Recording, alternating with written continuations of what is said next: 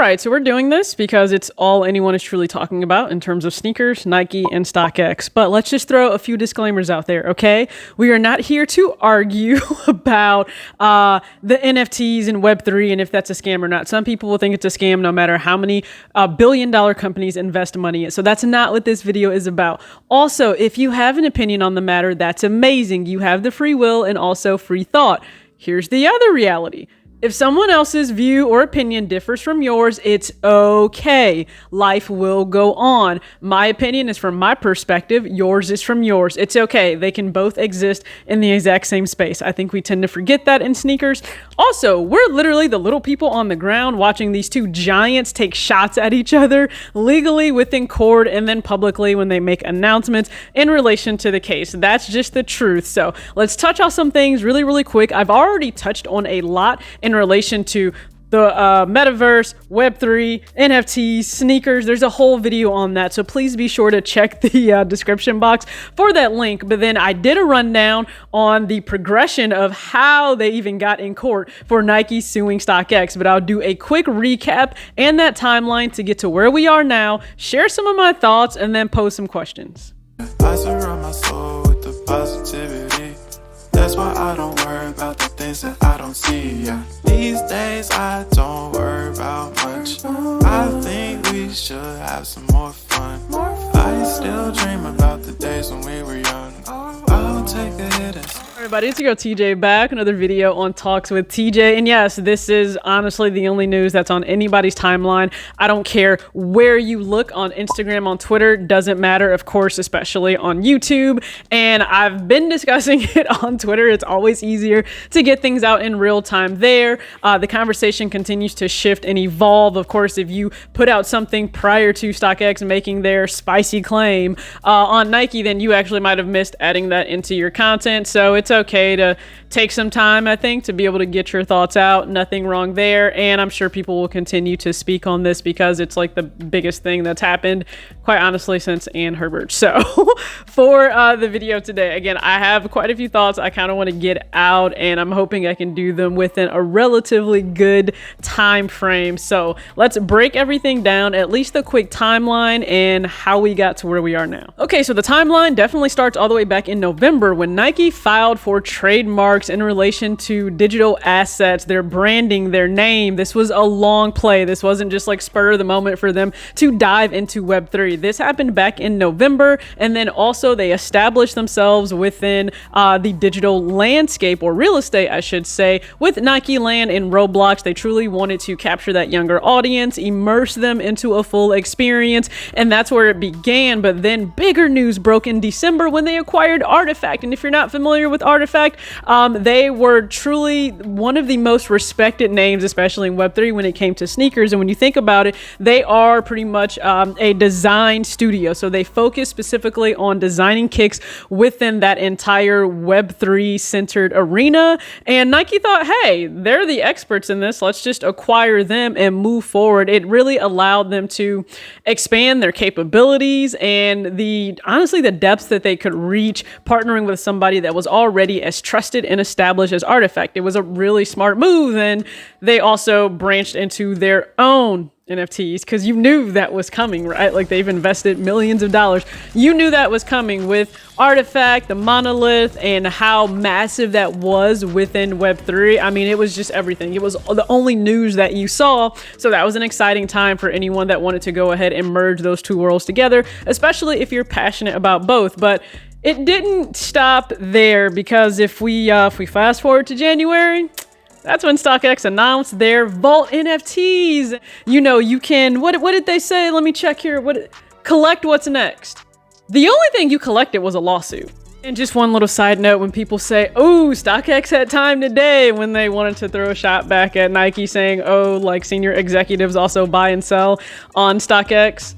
You had time for that, but you didn't have time to actually attain authorization to use Nike and Jordan brand name, trademark, everything for these Vault NFTs. Apparently not. You didn't have time for that. So what you collected was a lawsuit because you listed 9 total NFTs based on actual sneakers 8 of them being Nike, which you didn't have authorization for, which led to so many just different things they chose to list in the actual court case, because they filed that promptly in February. So yeah, that was a video that I already created to touch on all of those things, but let's just run them down again real quick. Also, another side note, one of those sneakers of the 9 was the Adidas Bad Bunny like cafe. I don't know that I've seen any news about what Adidas has chosen to do or might do. I am curious to see if they take action. So the 3 main areas of concern with Nike filing the claim in court via StockX. Trademark infringement. That's a pretty basic one that I don't know how StockX just thought that wasn't going to come to light or be a concern.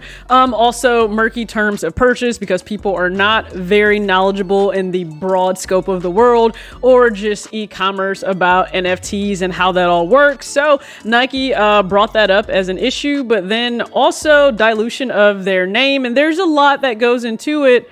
But pretty much from the jump, StockX didn't have permission. So no matter what or how this shakes out, you took the risk to act without being authorized to, and now you're kind of dealing with the aftermath of that. So it's led to this still ongoing litigation, but now it got a little bit spicy. Now another disclaimer here, because this is an inherent risk and ownership that you take if you ever choose to use a secondary platform to purchase a sneaker that is not from an authorized retailer. There is a chance that a shoe you purchase may or may not be authentic. That's an inherent risk you choose to take. And no matter what or how this shakes out, people will still choose to more than likely purchase from StockX, Go, eBay, Flight Club, Stadium Goods. It doesn't matter. People will still choose to make that purchase because that's the owned risk they are choosing to take on. If you choose to still purchase from there, awesome, great. If you choose not to, awesome, great. Neither one is wrong. It's your money. So just keep this in mind. If you start going under people's comments and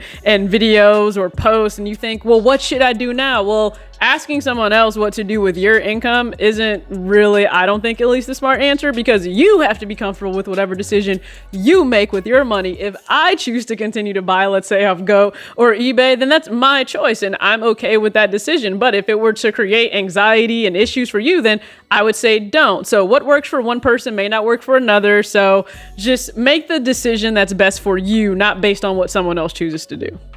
Okay, so now it's May and StockX is now under additional fire because Nike disclosed in court as another exhibit, they purchased sneakers from StockX December and January, and 4 of them they believe to be counterfeit. That's right, fake, not authentic. And when you take a look at the big one in question, the Air Jordan 1 High Patent Bred, I mean, yeah, I could see that. So now this is where the fire gets even hotter because they're questioning the efficiency and the validity of StockX and what they're built on, which is their authorization process. And they act as a middleman. Let's just keep that in mind. But they were said to have revolutionized the way in which sneakers were bought and sold within a marketplace, acting as that middleman. And here's the issue. I don't think it would be as big a problem if they didn't blatantly say it was 100% guarantee. Like once you do that, any room for error is gone, but human error happens and it occurs because humans are involved. So this was always going to be a problem in some way. Not to mention the rumblings were already there. How many people have had issues with StockX? Now, I myself may not have had any issues with them, but that's not to say probably thousands have had issues with them. And so that was already known within the community itself. But now that Nike is bringing this to light, of course, you have an entire demographic and class of consumer where that may have never even crossed their mind. They blindly trusted everything that was said in relation to StockX and authenticity. So now their minds may be blown. They have no idea what to believe or what to think. Poor things. They are probably really in shambles right now. So Nike chose to attack them there. And then this is where I think a lot of deflection happened, and StockX, you're just honestly deflecting at this point because they wanted to come out and say that they guarantee it and customer service and the experience is really, really something they stand on, but people haven't had the best experience with that, so that's also in question. But to then fire a shot to say, well, Nike senior execs and their families buy and sell on this platform as well.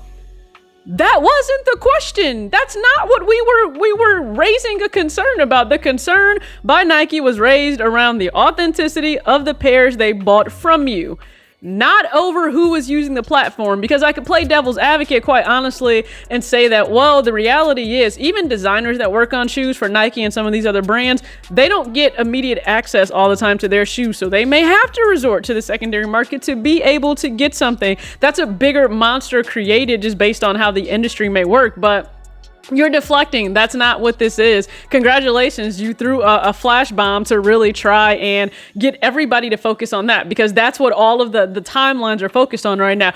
Ooh, do you see what StockX just said? That doesn't change the what's going on right now.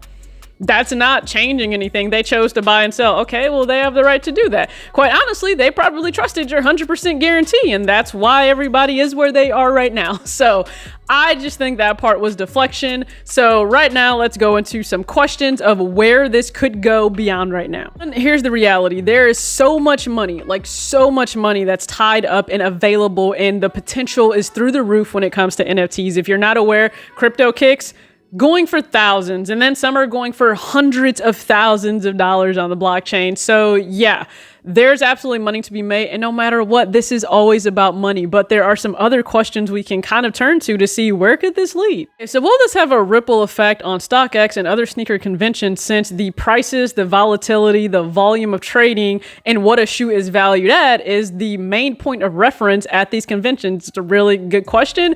I guess we'll have to see how that plays out, but that's something that definitely went through my mind. Okay, so second, is the beast that StockX became Nike's fault in a way, because they chose to really, I guess, benefit from limited supply but higher demand for their shoes? Manufactured hype absolutely comes into play, and now we have what StockX has become. It's considered what everyone references in the market. You already know resellers get upset when people say, oh, well, it's X on StockX in terms of price, so people will tell you, well, then go to StockX to buy the shoe if that's what you would like to do. So is this a creation of Nike? Quite possibly. Could they do something to tame this beast by choosing to flood the market, as a lot of people would like to see done, with a higher supply of shoes, which would then drive down the aftermarket cost of shoes? Yes, they could. There's always a bottom line with shareholders, though, in terms of the possibility of shoes being discounted. Is that something they want? So there's this fine line that we're never quite possibly going to see unless Nike just chooses to drastically kick the market.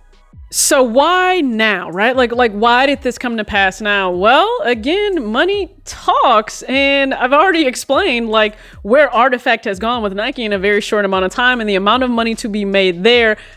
Do we really think Nike would want that encroached upon by someone else that they didn't give authorization to? No, like not at all. So StockX, that was just kind of your mistake there. But what happens now?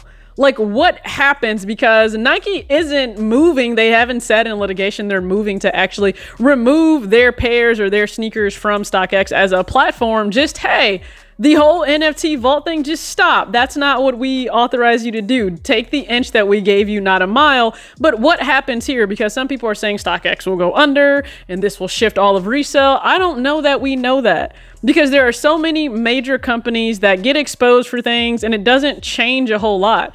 I mean, investment banks were exposed for a lot, 2008 and 2009, and they continue to go on like business as usual. You're gonna have people that continue to buy and trust in StockX. That's just the reality. And lastly, I guess, what's the future of secondary markets, period, if Nike chooses to truly invest fully within RFID chips and being able to tag and authenticate their sneakers on their own marketplace? If that occurs, then what? Because you're able to go to the direct source, whether it's retail or possibly resell, and know exactly where sneakers came from. I mean, that's one of the benefits of Web3 and the blockchain. There's total transparency, there's proof of purchase, and you wouldn't have to have these back and forth questions about what's real and what's not. So I think this will be a massive, honestly, theatrical, chaotic mess that we will continue to see play out on the timeline within courts. I'm sure so many people have opinions on it, and I'm sure everyone will sound off, but that's what the internet is for these days. So just some thoughts. I'm gonna be honest with you, just as of right now, I don't know that a whole lot happens outside of StockX possibly losing the battle in terms of Vault NFTs. Maybe they choose to sue for defamation in terms of the authenticity or the guarantee of authenticity for their shoes. I don't know. I'm sure we'll find out. But thank you guys for tuning in. As always, act your age, not your shoe size. Peace.